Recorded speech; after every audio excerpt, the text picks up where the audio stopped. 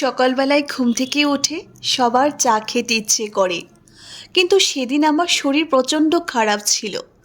আমি ঘুম থেকে উঠে দেখি আমার হাজবেন্ড আমার জন্য চা বানাচ্ছে। আমি একদম অবাক হয়ে গেলাম। যে ছেলেটা রান্নার সম্বন্ধে একটুকু আইডিয়া নেই, সে ছেলেটা কী করে আমার শরীর খারাপ দেখাতে সুন্দর করে চা বানিয়ে নিল 2 কাপ আমাদের দুজনের জন্য। এটাই হচ্ছে আন্ডারস্ট্যান্ডিং।